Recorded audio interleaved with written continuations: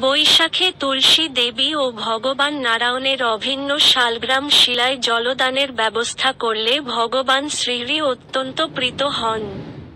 এই সময় মাটিতে রস ঘাটতি দেখা দেয়। তাই জলদানের মাধ্যমে তুলসী দেবীর প্রীতিসাধন করলে হরি ভক্তি সুলভ হয়।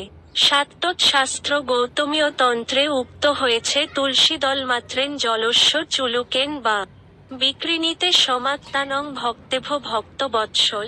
যে ভক্ত নিষ্ঠা সহকারে ভগবানের উদ্দেশ্যে যদি শুধু একটি তুলসী পত্র এবং এক অঞ্জলি জল নিবেদন করেন, ভক্তবৎসল ভগবান সম্পূর্ণরূপে সেই ভক্তের বশীভূত হয়ে পড়েন।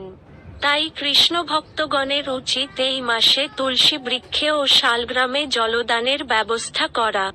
সমগ্র বৈদিক শাস্ত্র পুঙ্খানুপুঙ্খভাবে অধ্যয়নের ফলে চরম প্রাপ্তি যে কৃষ্ণ প্রেম। বৈশাখ মাসে শ্রীতুলসীকে জলদানের মাধ্যমে তা অতি সহজেই লাভ হয়।